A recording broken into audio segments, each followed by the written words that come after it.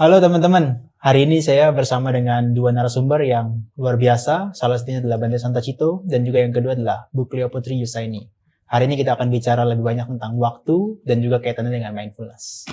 Bante dan Bu Cleo, hari ini kita akan dapat topik penting ya. Utamanya adalah tentang terkait dengan waktu dan utamanya kita nggak akan lepas tentang pembicaraan kita mindfulness. Dan sekarang di dunia modern, kalau kita perhatikan ada satu masalah atau mungkin satu hal yang jadi concern kita, itu adalah tentang hustle culture ya. Dimana orang itu harus seperti seakan-akan memburu waktu. Yang kalau dia merasa diam, kemudian nggak melakukan sesuatu, menjadi hal yang masalah. Saya mau tanya dulu deh, kira-kira dari Bante sendiri dan juga Bu Cleo, persepsi tentang waktu itu sebetulnya apa sih? Apakah memang seperti yang terjadi pada masalah seperti begini? Atau sebetulnya ada perspektif lain? Mungkin dari Bante dulu. Kalau kita bicara waktu kan waktu memang terus mengalami perubahan. Terutama kita bisa melihat dari apa yang kita alami berkenaan dengan jasmani kita, dengan batin kita, itu memang terus mengalami perubahan. Tidak ada satupun fenomena yang sifatnya tetap terus berubah. Dan disitulah kita juga bisa melihat memang waktu juga berubah.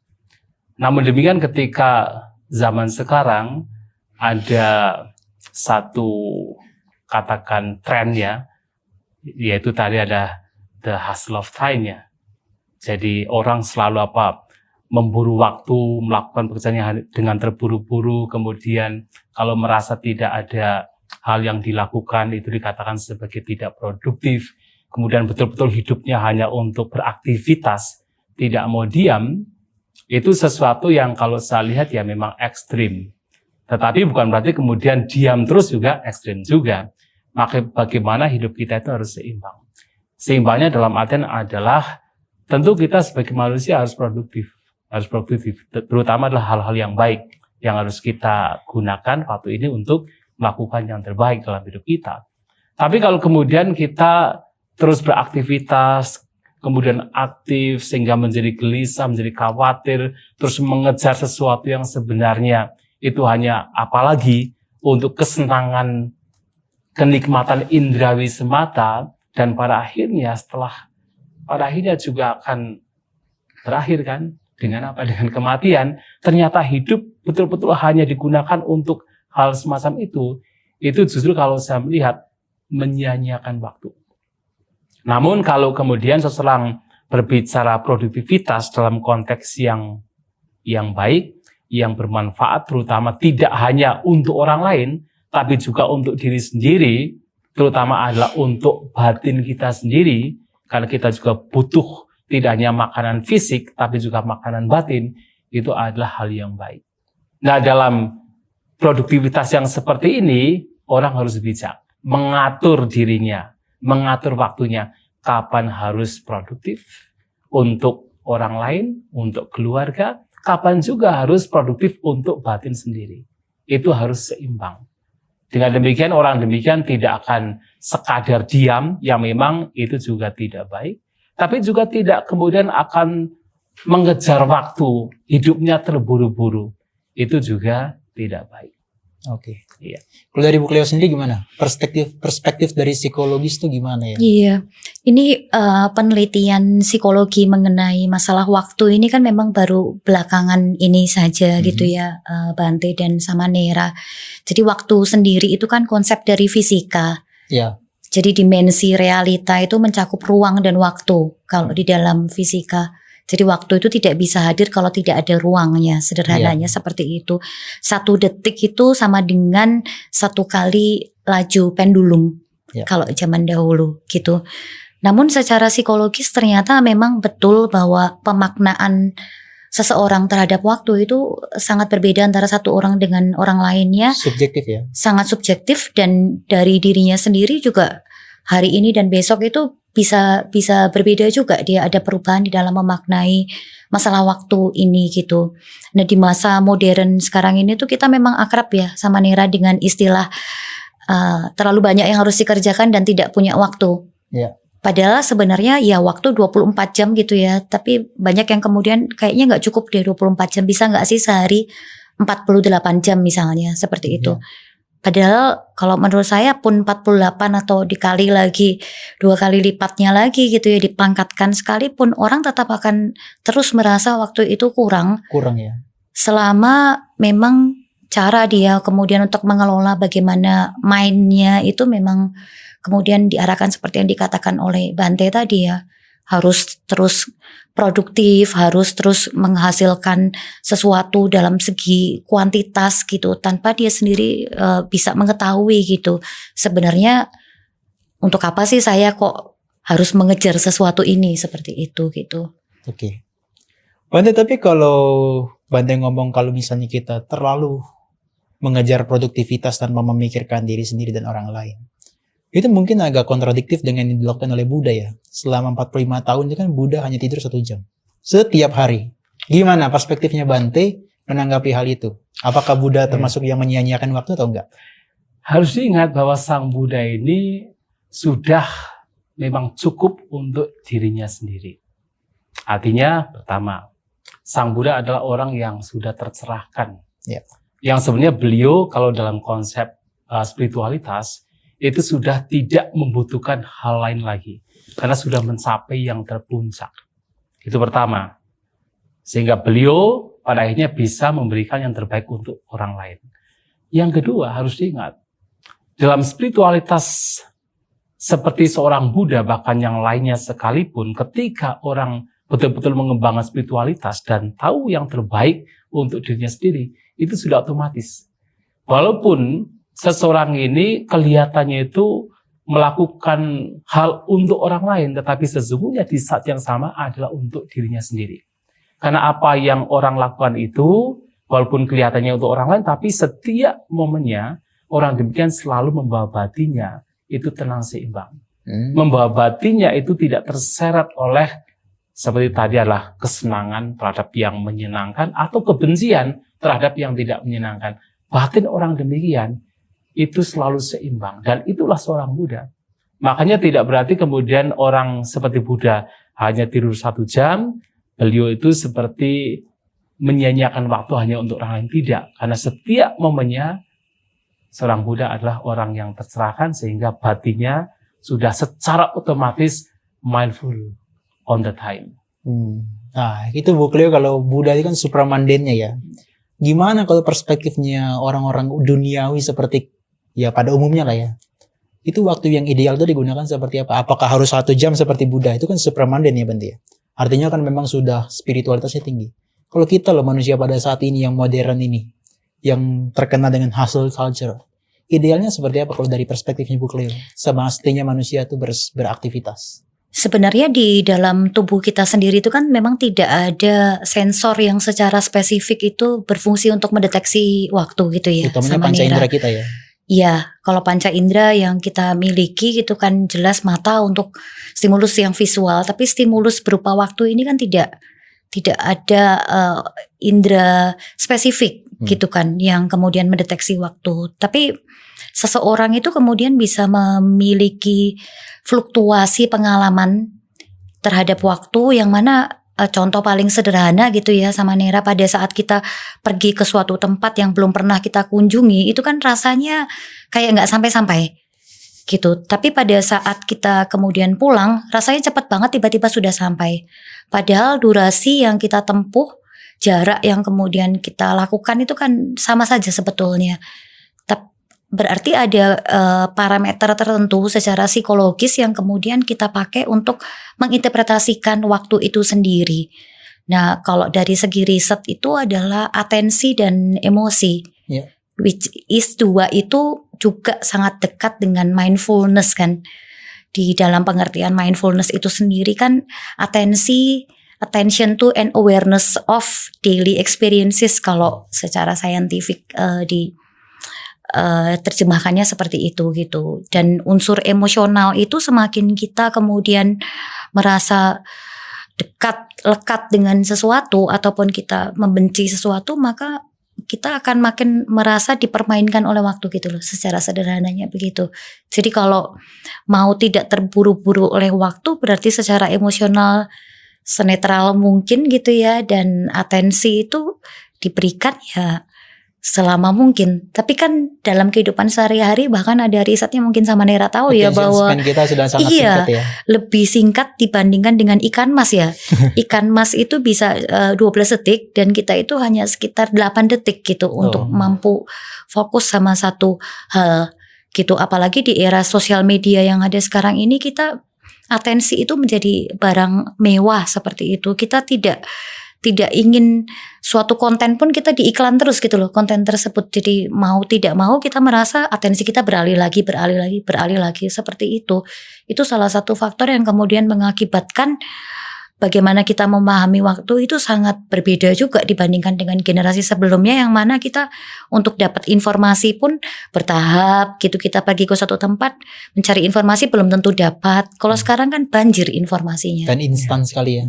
Betul, seperti itu gitu. Nah, ini juga kemudian mempengaruhi bagaimana kita berelasi dengan waktu. Jadi kita sebenarnya ada dua titik sih sebenarnya, ada dua kemungkinan gitu. Apakah kita itu terburu-buru oleh waktu, merasa diburu-buru oleh waktu, atau di sisi sebaliknya itu kita memburu-buru waktu.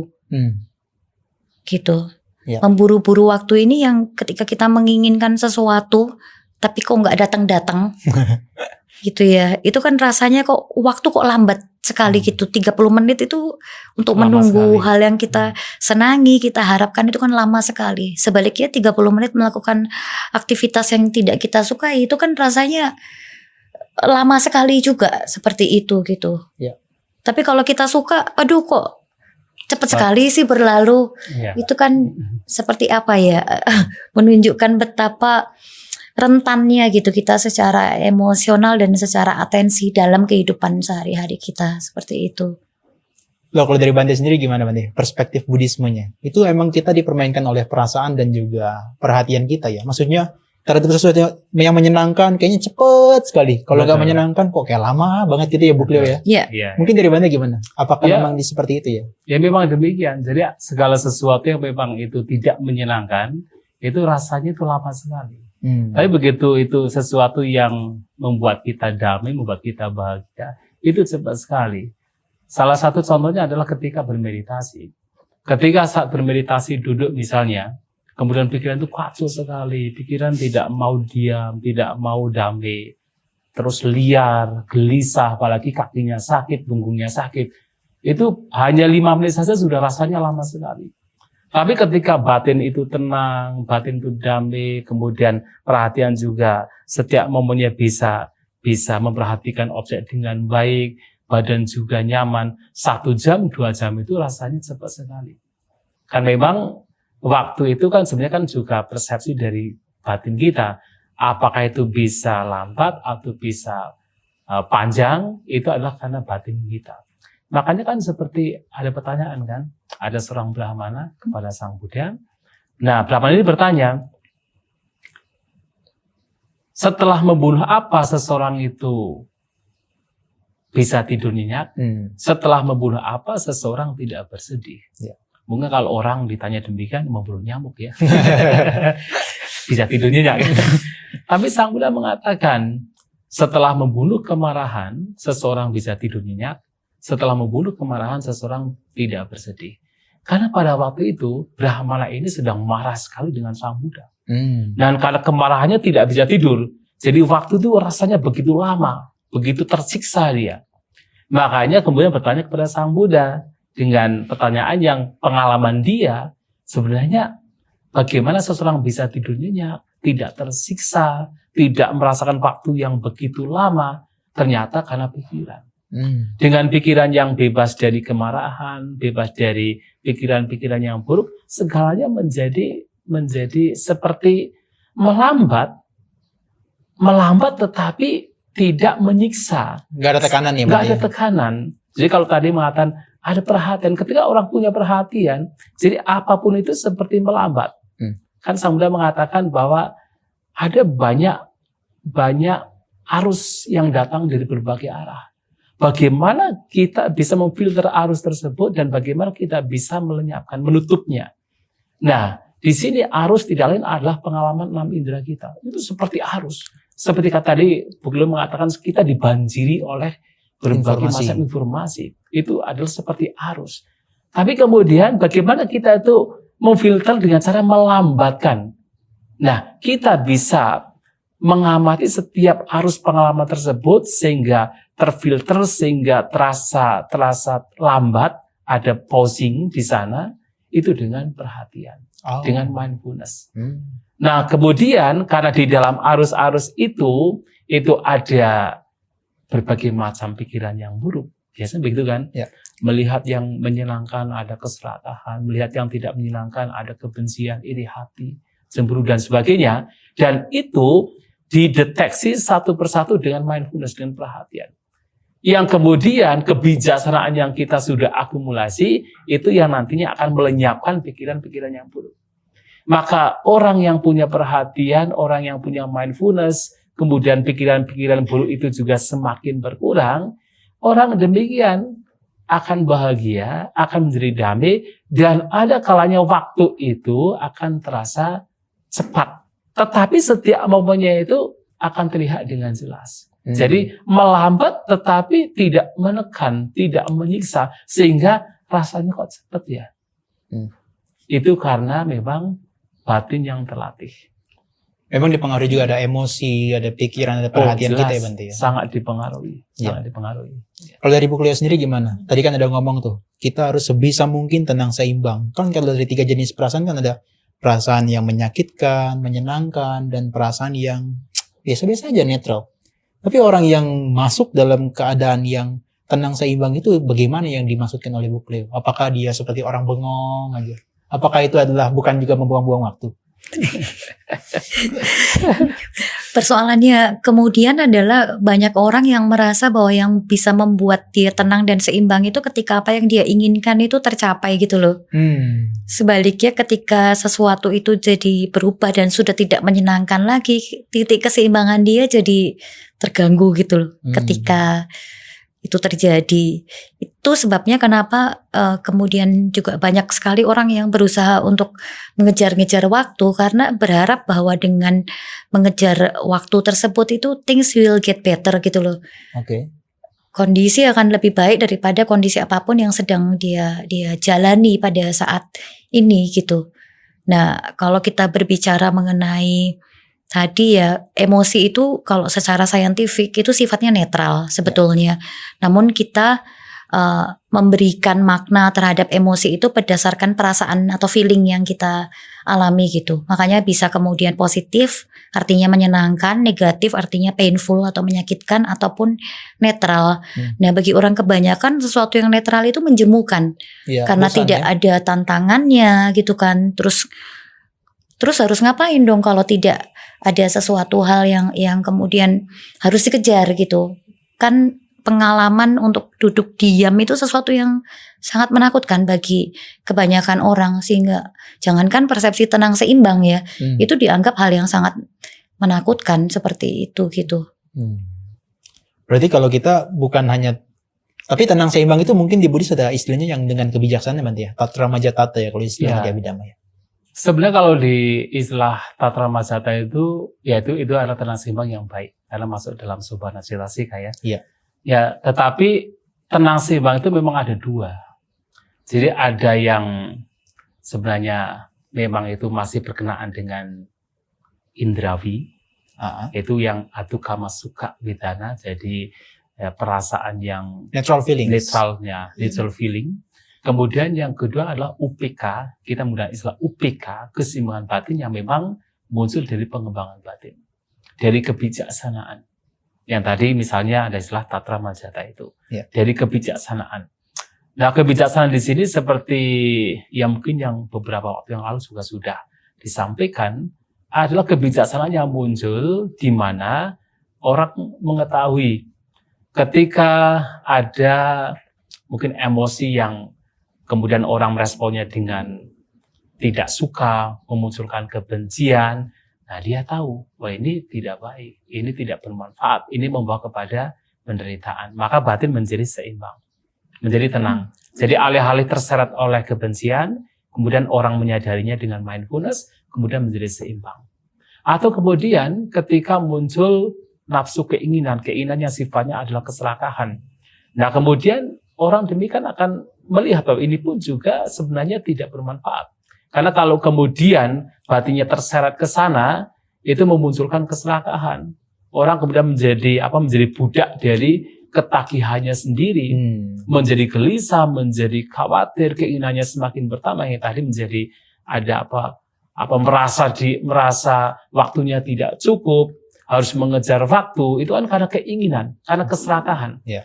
Maka kemudian dengan kebijaksanaan dia tahu, oh ini juga berbahaya. Maka batin menjadi menyadari dan kemudian menjadi seimbang. Nah, keseimbangan yang muncul disitulah yang sebenarnya keseimbangan yang sebenarnya baik. Keseimbangan batin yang sebenarnya patut untuk dikembangkan. Nah, itu bedanya.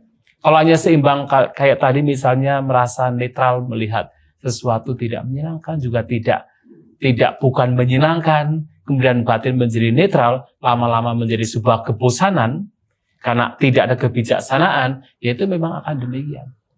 Tapi kalau kemudian itu dimunculkan kebijaksanaan, pemahaman yang benar berkenaan dengan apa yang dialami, itulah yang kemudian ketika muncul keseimbangan batin, itu keseimbangan batin yang patut untuk dikembangkan. Oke. Bu Cleo, tentang waktu mungkin yang terakhir tadi ada term tentang kita ini memburu-buru waktu atau terburu-buru dengan waktu, mungkin boleh dijelaskan terkait dengan dua itu. Iya, selama ini kan kita merasa bahwa kita itu bisa mengatur atau mengelola atau memanage waktu gitu ya. Istilah manajemen waktu itu kan terkenal sekali gitu. Yeah. Padahal sebetulnya kalau dari apa yang kita pahami mengenai waktu itu sendiri gitu ya. Waktu itu kan kemudian pemaknaan yang diberikan itu kan sangat tergantung pada masing-masing individu gitu, seperti apa atensi dan emosinya yang kita bicarakan tadi. Artinya sebenarnya yang bisa kita kelola itu ya adalah main kita sendiri gitu loh. Sebenarnya adalah atensi yang kita miliki, lalu kemudian feeling kita dengan cara seperti yang dikatakan oleh Bante itu tadi, dan bukan waktu itu sendiri gitu. Yang di manage itu adalah ya main kita gitu. Bagaimana kemudian memanage mind ya dengan berbagai macam latihan ya, termasuk kemudian yang paling utama adalah dengan latihan mindfulness yang mengakibatkan kita itu jadi tahu bahwa yang kita buru-buru dan yang memburu-buru kita itu sebetulnya adalah tergantung pada atensi dan emosi kita sendiri gitu loh sebetulnya. Kita kan pengen memburu-buru waktu pada saat kita itu merasa bahwa ini hal yang tidak menyenangkan gitu.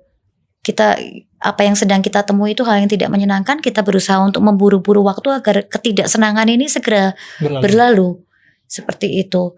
Dalam kondisi yang mestinya netral sekalipun, ini kok nggak ada apa-apa yang mau dikerjakan ya, akhirnya iseng gitu ya, buka media sosial, komen-komen yang kemudian akhirnya kita sesali juga kenapa saya tadi harus berkomentar yang seperti itu. Jadi panjang gitu loh urusannya. Ada banyak sekali kemudian perilaku yang kita tampilkan yang kemudian kita berharap aduh seandainya saja waktu bisa saya putar kembali, saya ulang kembali, postingan itu tidak akan pernah saya buat, karena itu saya lakukan dalam kondisi saya sebetulnya merasa lagi iseng gitu, lagi kebanyakan waktu luang misalnya, seperti itu gitu. Jadi istilah memburu-buru dan terburu-buru oleh waktu ini dua kondisi yang kemudian terjadi karena kita merasa bahwa waktu itu menekan di satu sisi, dan di sisi lain waktu itu kayak hampa atau kosong gitu loh rasanya kalau tidak ada sesuatu yang kemudian secara emosional itu kita merasa ada engagement gitu, kita merasa terlibat secara emosional dengan sesuatu hal gitu. Seyogianya gimana kalau kita sebagai, ya katakanlah saya boleh bilang umat duniawi ya, gimana seyogianya memperlakukan waktu semestinya? Sebenarnya kan perlu untuk menanyakan pada diri sendiri juga ya, yang pada dasarnya aktivitas yang kemudian kita lakukan ini kalaupun tidak dilakukan sekarang itu apakah harus gitu loh. Sebenarnya kan kita itu selama ini selalu diajarkan untuk menetapkan skala prioritas gitu ya, dan rasanya semua itu prioritas gitu. Semua itu harus dikerjakan secara serentak dalam satu waktu dan semuanya harus seoptimal mungkin yang kita lakukan. Nah, yang saya pahami sih juga gitu ya, bahwa daripada menyusun skala prioritas, kita coba untuk bikin saja checklist yang bukan prioritas yang mana gitu. Jadi bekerjanya dengan cara via negativa gitu ya, yang kemudian ini bisa untuk tidak dikerjakan saat ini bisa nanti, ini malah tidak perlu. Itu akan jauh lebih mudah untuk membuat checklist seperti itu daripada kita kemudian menyusun skala prioritas. Sekali lagi karena semuanya nampaknya memang prioritas gitu di kehidupan yang serba hustle culture sekarang ini gitu. Bante, kalau kita berbasis dengan mindfulness misalnya, jadi kan pasti tadi Bu Cleo ada ngomong, ada singgung sedikit, dia akan berdampak secara positif tuh terhadap kita dalam menggunakan waktu kan ya. Kita akan jadi ya lebih nggak menyia-nyiakan waktu. Kalau dari Bante sendiri, itu gimana tuh orang yang zaman sekarang bisa menghadirkan selalu attention mereka, tadi Bante bilang ada wise attention, ada perhatian yang bijaksana, itu dihadirkan supaya kita tidak merasa tertekan oleh waktu, merasa waktu itu akan jauh lebih berguna dan lebih bermanfaat, baik diri sendiri maupun orang banyak. Iya, jadi kan memang kalau di Buddhism itu ada 2 jenis perhatian. Ya. Yang pertama perhatian yang bijak, disebut sebagai yoniso manasikara. Yang kedua adalah perhatian yang tidak bijak, ayoniso manasikara. Nah, perhatian yang bijak itu adalah perhatian yang mana seseorang dalam melakukan apapun yang tentu di sana ada perhatian, harus ada perhatian, dan dia tahu persis bahwa apa yang dia lakukan itu memberikan hal-hal yang baik. Hal-hal yang baik di sini bukan seperti dalam konteks di mana seseorang mendapatkan kesenangan indrawi dikatakan sebagai hal yang baik. Tidak. Justru adalah ketika seseorang tahu bahwa ini yang dilakukan itu akan mengurangi kebencian, mengurangi keserakahan, mengurangi iri hati, cemburu, arogansi, mengurangi pikiran-pikiran yang sebenarnya itu negatif. Negatif dalam artian memang itu membahayakan diri sendiri, membahayakan orang lain. Karena kadang-kadang di dunia barat kan kadang-kadang berbeda ini kan, konsep kan, apa yang menyenangkan, apa yang tidak menyenangkan, apa yang positif, apa yang negatif. Tapi kalau dalam Buddhis jelas, apa yang negatif itu adalah yang itu muncul dari keserakahan, muncul dari kebencian, dan muncul dari ketidaktahuan. Tidak tahu ini baik, ini buruk, ini bermanfaat, ini akan merugikan. Nah, ketika orang melakukan sesuatu dengan perhatian dan ternyata hal-hal yang buruk ini semakin berkurang, lenyap, itu adalah perhatian yang bijak. Sementara yang baik-baik, yang lawan dari 3 ini, artinya orang menjadi lebih dermawan, memiliki yaitu the sense of letting go, menjadi lebih detached, menjadi tidak attaching, menjadi lebih memiliki freedom dalam batinnya, menjadi damai. Kemudian tidak ada kebencian di sana, alih-alih kebencian, cinta kasih menjadi lebih muncul, berkembang, kasih sayang berkembang. Kemudian alih-alih kemudian ketidaktahuan muncul, tapi kebijaksanaan semakin berkembang. Tahu mana yang terbaik yang mesti dilakukan. Nah, ketika orang melakukan sesuatu dengan perhatian dan yang baik-baik ini berkembang, itulah perhatian yang bijak. Sementara kalau melakukan sebaliknya, itu adalah perhatian yang tidak bijak. Nah, kalau seseorang bisa membawa perhatian ke arah itu, membawa perhatian di mana menghasilkan yang baik ini berkurang, maksudnya yang baik ini berkembang, yang buruk itu berkurang, itulah yang seharusnya kita kembangkan. Kembangkan dalam kehidupan kita sehari-hari. Sehingga kita bisa betul-betul tahu yang terbaik yang bisa kita lakukan dalam hidup kita. Dan orang demikian tidak akan kemudian jadi orang demikian, alih-alih selalu melihat keluar, dia akan selalu melihat ke dalam. Jadi alih-alih kemudian sepertinya kayak tadi misalnya seperti dikejar waktu, atau kemudian mengejar waktu, kenapa? Yang dilihat di luar, tapi melihat ke dalam. Orang merasakan dikejar waktu kenapa? Melihat di luar. Kok rasanya waktunya kok cepat sekali sementara pekerjaannya belum dikerjakan semua. Kan begitu kan? Selalu melihat sesuatu yang di luar, pekerjaan, apa yang diinginkan. Nah, tetapi kalau orang punya perhatian, dia akan selalu melihat ke dalam. Yang menyebabkan saya itu merasa dikejar waktu itu apa? Ternyata batin sendiri. Yang menyebabkan saya itu seperti mengejar waktu itu apa? Batin sendiri juga. Bukan di luar, tapi batin sendiri. Maka alih-alih melihat keluar, melihat ke dalam, melihat apakah cara berpikir demikian itu membawa kepada yang baik berkembang, Atau yang buruk malah berkembang. Oh ternyata yang buruk berkembang. Keserakahannya semakin berkembang, kegelisahannya semakin berkembang, kekhawatiran semakin berkembang.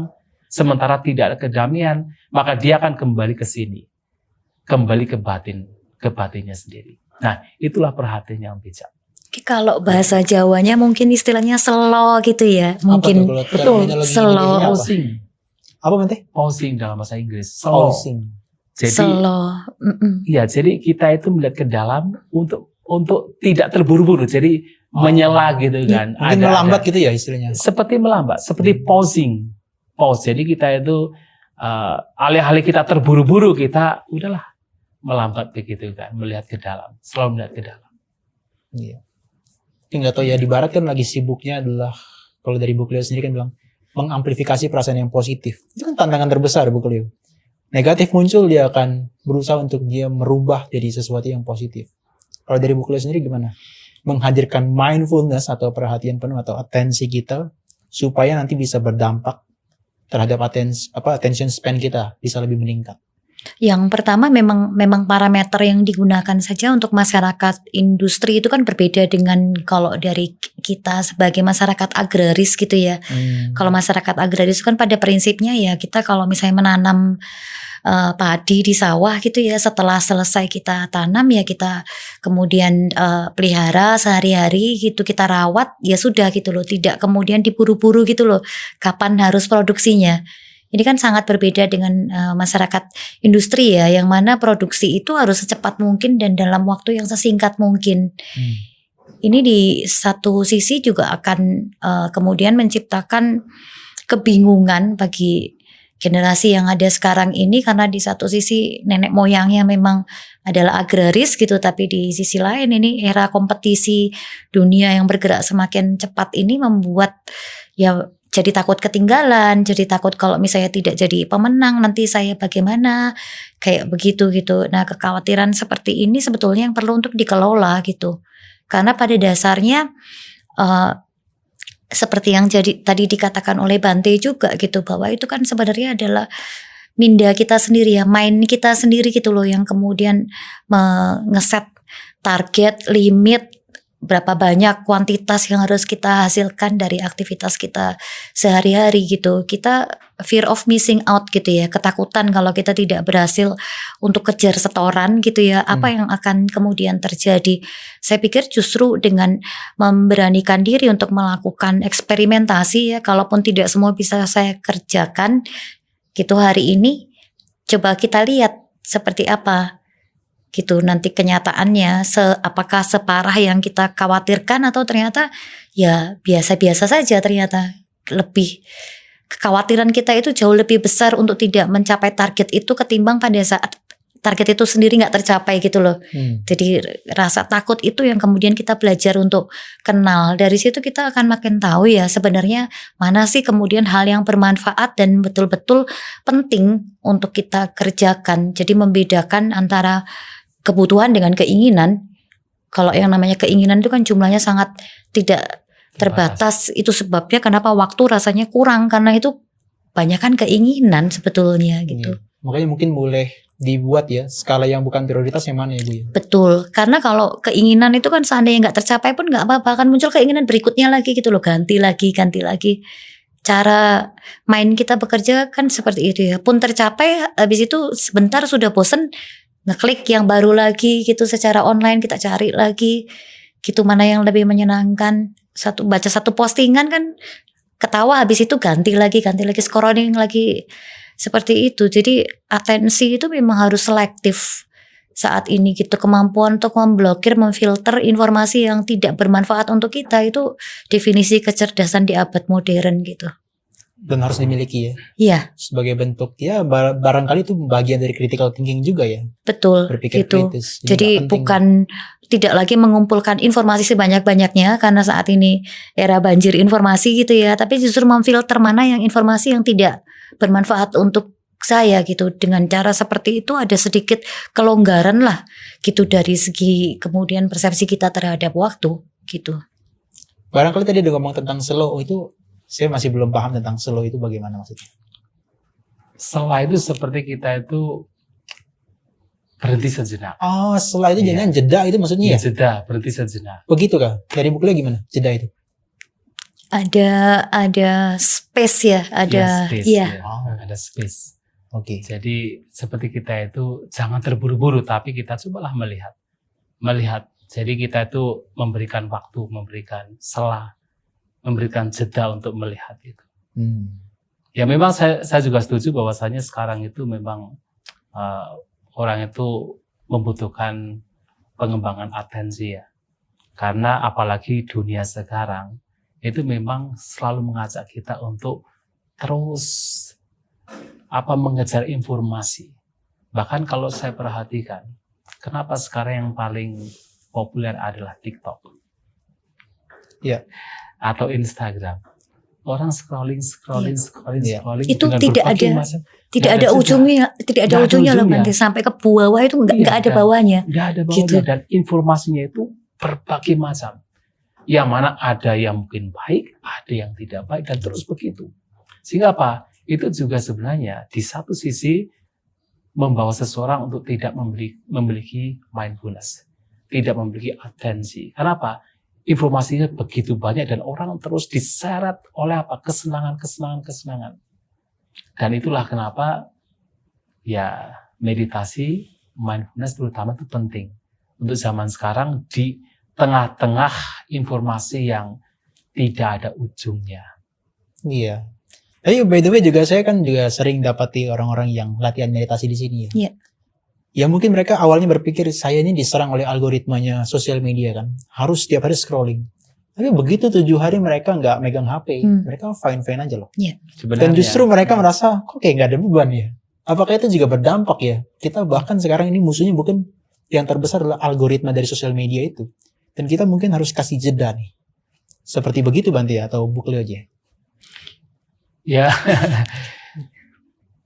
kalau algoritma kan lebih mengacu kepada bahwa apa yang kita, misalnya kalau di dalam internet gitu ya, apa yang kita cari, kemudian itulah yang kemudian yang sejenis itu akan Iya, dia kan juga kasih rekomen berdatangan kan, gitu rekomen ke kita kan. Iya, itu sebenarnya dalam konteks yang demikian, kalau yang dicarinya itu yang baik, itu ada baiknya. Ya, karena misalnya kalau kita terbiasa dengan misalnya video tentang motivasi gitu, nanti yang sejenis itu akan muncul. Tetapi kemudian kalau yang dicari itu sesuatu yang sifatnya adalah sekedar kesenangan atau kenikmatan, itu ya nanti itu juga yang akan muncul. Ya. Nah, jadi dalam konteks yang seperti ini, seseorang harus pandai-pandainya untuk bisa memfilter apa yang dia butuhkan, apa yang dia ketika mendapatkan itu bermanfaat. Jadi tidak sekedar menuruti keinginannya yang bahkan terkadang kebanyakan sebenarnya itu tidak bermanfaat. Ya. Nah, sehingga di sini memang butuh mindfulness dan juga butuh kebijaksanaan. Tapi ya gimana Bante? Lanjut. ya maksudnya agar kita bisa memfilter dengan baik mana yang bermanfaat untuk kita. Tapi bagaimanapun even itu positif atau negatif, kadang-kadang kita juga harus butuh jeda ya Bu. Oh iya, betul. Iya. Betul, Pasti itu ya. harus kita. Kan ini walau bagaimanapun yang namanya teknologi internet gitu ya, virtual, itu kan baru kemarin sore usianya, sedangkan usia otak kita gitu ya dari generasi-generasi yang sebelumnya nenek moyang kita itu sebenarnya dari segi struktur otak itu tidak banyak mengalami perubahan gitu loh. Secara emosional itu tetap sama, meskipun secara kognitif ya semakin lama semakin pintar gitu ya manusia modern dibandingkan dengan generasi yang sebelumnya gitu. Tapi dampak jangka panjang dari exposure informasi yang tidak berkesudahan seperti ini kita belum tahu dampaknya ke depannya seperti apa gitu. Pada saat anak yang baru usia misalnya berapa bulan gitu ya, bayi sudah langsung dihadirkan handphone di hadapannya gitu ya, yang mana dia bisa tadi melakukan scrolling kemudian tanpa henti gitu ya, ketika dia sudah mulai memasuki usia yang seharusnya dia banyak bermain di luar, itu kan akan sangat kemudian mempengaruhi bagaimana atensi dan emosinya kemudian beroperasi. Jadi masih sangat kaget dengan teknologi yang ada sekarang ini gitu. Jadi memang jeda dari waktu ke waktu itu memang diperlukan gitu. Cuman sekarang ini manusia modern istirahat sebentar aja sudah merasa bersalah gitu. Gitu. Jadi nanti takut kalau misalnya nanti ya nggak bisa berpikir bahwa dunia sebetulnya akan tetap berputar meskipun dia tidak hadir di situ paling untuk sementara waktu gitu. Itu kan ego kita sendiri sebetulnya. Kenapa kok kita jadi pengen mengendalikan dan mengontrol waktu, itu kan akarnya dari ego yang kita miliki gitu. Pengen segala sesuatu itu di bawah kendali kita gitu. Ya. Tapi Mbak ini ada pertanyaan menarik ya. Ini menyambung dari Bu Cleo nih. Kemarin ada mahasiswa dari salah satu UIN ya di Surabaya. Itu ngomong kok orang-orang di Dhammadippa Arama Wihara ini khususnya kok hidupnya santai, slow begitu loh maksudnya. Sampai dia merasa teman-teman itu stres semua. Sampai dia minta tutornya gimana sih caranya untuk hidup bisa santai begitu. Nah, apakah orang-orang yang secara umum nanti ya bukan seperti biku, kalau biku kan santai, slow, oke-oke aja. Apakah manusia yang pada umumnya emang harus masuk juga kadang-kadang dalam kehidupan yang slow, yang santai, yang gak terburu-buru dengan waktu? Ya tentunya harus dibutuhkan. Saya juga tadi juga heran juga ketika disampaikan bahwa ternyata atensi manusia itu hanya berlangsung 8 detik ya. Sementara ikan saja bisa 12 detik. Masa begitu ya? Karena sepertinya kalau kita ya, atensi kita kayaknya lebih dari itu ya. Tapi YouTube itu kan dia kasih watching time kan hanya 3 detik loh. Dianggap itu sudah menonton. Berarti memang attention span kita hanya 3 detik berarti. Gitu ya. Sangat singkat memang. Tapi kalau kita ya rasanya sih lebih lama ya. Kalau kita merasanya bisa bertahan atensi kita terhadap sesuatu gitu loh. Ya apalagi kalau kita meditasi ya. Kita kan terbiasa meditasi dengan misalnya objek keluar masuknya nafas kan. Kalau kita betul-betul berniat, itu 1 jam itu seperti betul-betul perhatian terus terhadap nafas. 1 jam lebih begitu. Terus kita bisa memperhatikan keluar masuknya nafas. Kan berarti lebih dari 8 detik. Semestinya, meskipun kadang-kadang lari, tadi kan kita bisa tapi kadang-kadang lari, tapi kebanyakan adalah di objek perhatian kita gitu kan. Apalagi kalau kita itu meditasi lebih intensif. Misalnya kita meditasi nggak hanya 1-2 hari, tapi 1 bulan, 2 bulan, setengah tahun. Itu betul-betul bahkan berjam-jam pun tidak ada jeda untuk memperhatikan satu objek. Tapi kan itu butuh meditasi yang memang intensif. Seperti 3 bulan, 4 bulan, 5 bulan itu betul-betul bisa demikian. Nah, tentu barangkali karena kita kan tidak hidup di luar ya. Artinya di luar yang begitu bebas gitu kan. Barangkali kenapa mereka anak-anak kok melihat kita atau melihat para samira kok sepertinya kok santai gitu kan. Sementara mereka kok sepertinya itu tadi barangkali dikejar oleh waktu, harus mengejar banyak informasi. Ya karena satu, di luar sana kan kebanyakan tidak ada mindfulness. Tidak ada praktek mindfulness. Jadi tidak bagaimana mengarahkan dirinya alih-alih melihat keluar terus tapi melihat ke dalam. Kebanyakan manusia kan melihat di luar. Sebaliknya ya. Sebaliknya. Jadi yang dilihat adalah yang di luar. Jadi batin kita itu atau pikiran kita kalau tadi bukan istilah minda ya. Pikiran kita itu selalu mengarah keluar. Nah, jadi diseret oleh objek-objek yang ada di luar dan itu tidak ada endingnya. Terus berubah-ubah dan tidak ada endingnya. Sementara bagi kami para samira, tasilali, para biku kan memang diajak untuk melihat ke dalam. Sehingga tidak terlalu banyak untuk melihat keluar tapi melihat ke dalam. Mana yang terbaik untuk batin itu yang kemudian dikembangkan sehingga akan lebih rileks, akan lebih damai. Tidak terburu-buru. Dan itu adalah karena mindfulness, karena perhatian. Di sisi lain itu juga ada istilahnya predicted mind ya. Jadi predicted mind itu minda kita itu, mind kita itu setiap saat itu selalu berusaha untuk memprediksi apa yang akan terjadi berikutnya gitu loh. Berdasarkan prior knowledge atau pengetahuan yang kita miliki sebelumnya. Itu sebabnya kita seringkali abai dengan realita yang berlangsung di hadapan kita gitu. Karena terlalu sibuk dengan pengetahuan yang sudah kita miliki sendiri gitu loh. Kita menebak ya misalnya setelah ini mungkin Samanera akan mematikan mikrofon setelah ini apa, sehingga kemudian kita jadi justru tidak memberikan perhatian penuh pada apa yang sedang Sekarang. berlangsung di saat ini gitu, seperti itu. Jadi kayak segala sensori stimulus yang kita dapatkan itu kita apa saking sibuknya untuk mencocokkan dengan checklist yang kita miliki gitu. Nah, yang saya ketahui itu mindfulness salah satunya kemudian bisa memperlebar gitu ya persepsi yang kita miliki terhadap waktu itu justru karena kita tidak banyak menggunakan pengetahuan yang prior knowledge yang kita miliki gitu loh, seperti itu. Bahasa gampangnya itu nggak sok tahu gitu loh. Jadi apa yang kemudian terjadi itu betul-betul diamati momen demi momen. Itu kalau mau bertanya bagaimana supaya menjadi lebih slow gitu ya secara teori begitu gitu. Tapi apakah itu mudah ya, tentunya sangat, semakin lama semakin sulit kalau tidak mulai dilatih sebetulnya gitu. Supaya nggak terus memprediksi yang akan datang ya, Bu Chloe. Betul gitu. Itu kayak kalau anak kecil itu kan segala sesuatu kan serba baru ya. Dia baru lihat pertama kali kupu-kupu seperti ini, burung seperti ini, bunga seperti ini. Jadi dia selalu menyenangkan gitu. Nah, mindfulness itu kan seperti itu sebetulnya gitu. Tapi kebanyakan orang sudah terlalu sibuk dengan peta yang dia miliki sendiri sehingga tidak sempat lagi untuk menengok seperti apa gitu perubahan yang terjadi di sekitarnya. Dianggap sesuatu itu sifatnya itu sama seperti apa yang kemudian dia ketahui gitu loh, seperti itu gitu. Makanya dalam mindfulness itu ada istilah beginner's mind. Beginner's mind. Beginner's mind. Jadi kita itu harus selalu seperti pemula. Jadi apapun yang kita alami itu adalah memang baru. Jadi setiap momennya adalah baru. Jadi jangan merasa saya sudah advance, saya sudah tahu. Itu yang bikin bosan. Tapi kalau kita bisa melihat bahwa segala sesuatu yang kita alami setiap momennya itu adalah baru, itu menyenangkan. Seperti ada anak kecil, segalanya itu baru, itu menyenangkan. Maka anak kecil kan kelihatannya bahagia. Sementara yang sudah tua-tua jadi stres. Tinggal nunggu kapan meninggalnya ini.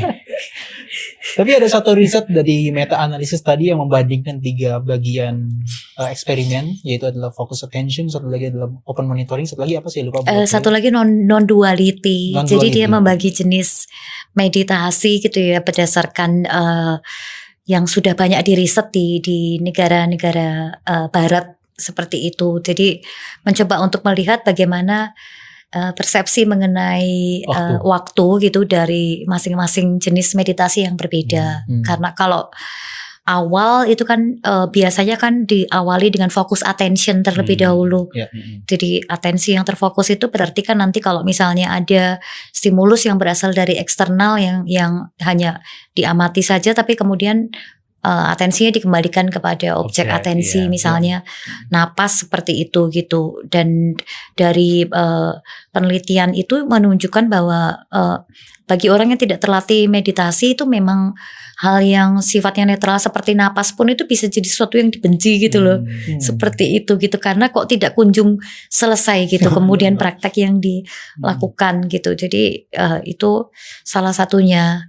Lalu kemudian seiring dengan banyak yang latihan gitu kan akan dirasakan bahwa waktu itu juga akan menjadi semakin melebar gitu. Sampai kemudian ada yang disebut sebagai open monitoring itu kalau menurut klasifikasi dari penelitian barat, jadi terbuka terhadap apapun pengalaman yang muncul pada saat itu gitu.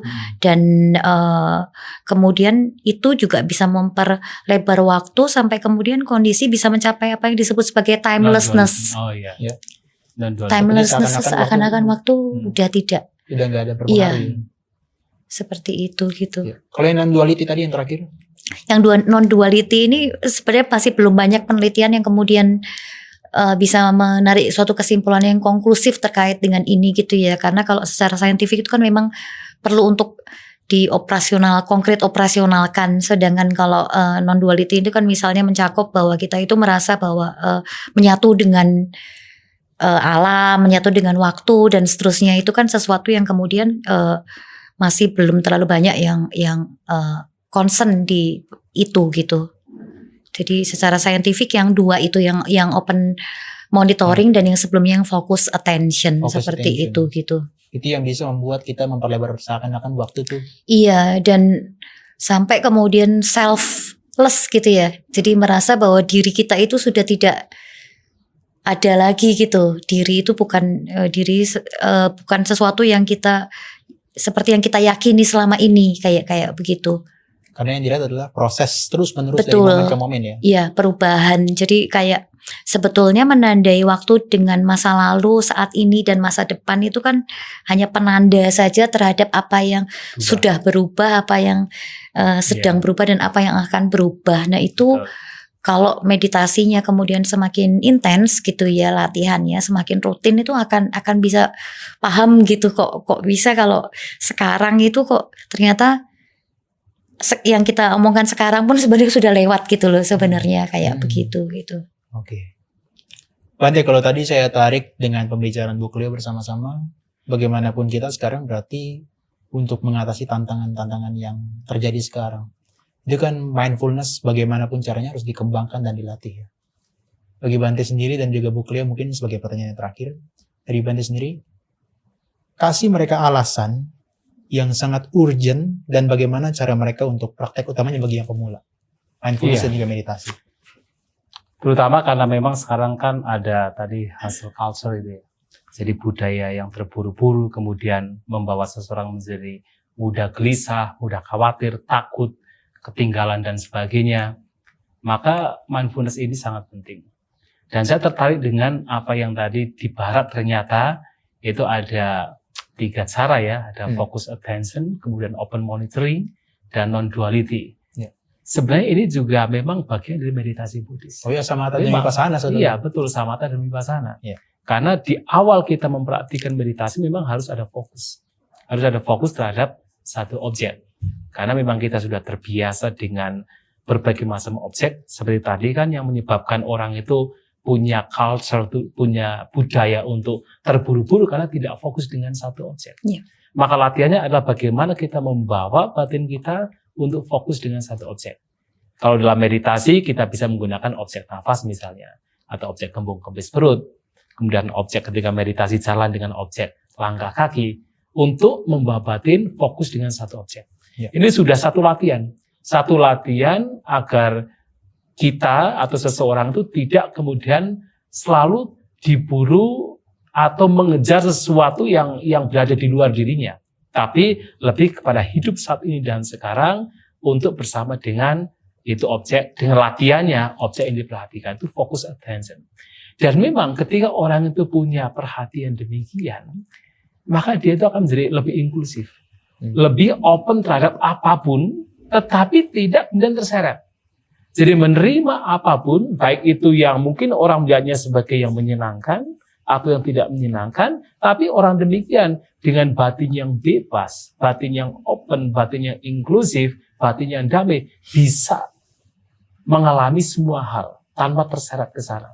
Maka tadi ada open monitoring. Dan memang ketika itu dipraktikkan terus, ya memang itu akan membawa kepada non-dualism. Artinya, ya sebenarnya tidak ada perbedaan antara yang selama ini dianggap sebagai diri dengan yang ada di luar. Itu hanya satu kesatuan, hanya satu pengalaman. Bahkan kalau dalam Buddhis yang tadi disebut sebagai selfless itu adalah non-dualism. Yang sebenarnya sudah tidak ada individu. Kalau masih ada individu berarti ada dualism, ada individu di sini, ada sesuatu di luar. Tapi begitu betul-betul selfless hanya sekedar fenomena yang Sang Buddha menyampaikan kepada bahya. Hanya sekedar fenomena, titik, tidak matang bagi sati. Ketika melihat hanya sekedar pengalaman melihat. Tidak ada diri di sini, tidak ada diri di sana, tidak ada ini milikku, tidak ada persepsi ini aku, ini diriku. Hanya sekedar fenomena. Dalam setiap pengalaman, itulah non-dualism. Dan itu memang diawali dari memang perhatian. Melatih batin untuk berperhatian. Yang kemudian membawa kepada batin yang memang betul-betul terbuka, tidak ada bias, damai, tenang, dan melihat segala sesuatu sebagai sekadar fenomena. Dan itu tentu baik, sangat baik dipraktikkan oleh setiap orang, apalagi pada zaman sekarang. Oke, sebagian terakhir dari Bu Cleo gimana? Iya, sekarang ini tadi sempat saya sampaikan juga ya bahwa yang mendefinisikan kecerdasan di abad modern ini adalah seberapa jauh kemampuan kita kemudian untuk melatih diri dalam memfilter berbagai macam informasi yang tidak bermanfaat, bahkan yang berpotensi merugikan diri kita sendiri maupun orang lain. Dan untuk bisa kemudian melatih diri agar lebih disiplin dalam memfilter ini informasi yang seperti itu, maka untuk itulah mindfulness perlu untuk dihadirkan gitu. Setidaknya kita merelakan sedikit kemudian dari apa yang kita miliki gitu ya, kalau kita merasa untuk jangankan untuk latihan mindfulness gitu ya, untuk menyelesaikan tugas kita sehari-hari saja tidak selesai gitu ya, apalagi berlatih mindfulness, maka justru yang perlu untuk kita pikirkan justru malah sebaliknya gitu, yang namanya tugas pekerjaan sehari-hari itu tidak akan pernah bisa selesai secara tuntas seperti itu. Tapi kalau pada saat kita memberikan jeda sejenak gitu ya, kita bisa lebih slow gitu di dalam mind kita. Nah pada saat seperti itulah kita akan jadi lebih mampu untuk memahami mana sebetulnya informasi maupun aktivitas maupun tujuan goals yang sebetulnya bermanfaat bagi kita dan mana yang tidak gitu. Kalau tidak akan selamanya terus-menerus bingung membedakan mana keinginan mana kebutuhan gitu loh. Ya. Dan Seperti mungkin itu. sesekali jangan takut kasih eksperimen, waktu eksperimen kira-kira apa dampaknya kalau saya nggak kerjakan. Iya. Dan kan bukan persoalan salah atau benar juga gitu ya, lebih kepada segala sesuatu itu ada konsekuensinya gitu loh. Jadi apapun kemudian aktivitas yang kita putuskan untuk kita coret itu nanti akan ada konsekuensinya gitu, dan kita memang tidak pernah tahu konsekuensinya seperti apa kalau kita tidak dicoba dulu saja kayak gitu, yang kira-kira mengandung resiko yang paling minimal seperti itu. Oke deh, terima kasih Bante dan juga Bu Clio atas Ya, baik. pembicaraan terkait dengan waktu yang hubungannya dengan mindfulness. Teman-teman, itulah pembicaraan saya dengan para pakar mindfulness terkait dengan waktu dan juga terkait dengan mindfulness. Kira-kira bahas apa lagi untuk di sesi berikutnya? Anda bisa tuliskan di kolom komentar dari YouTube kita.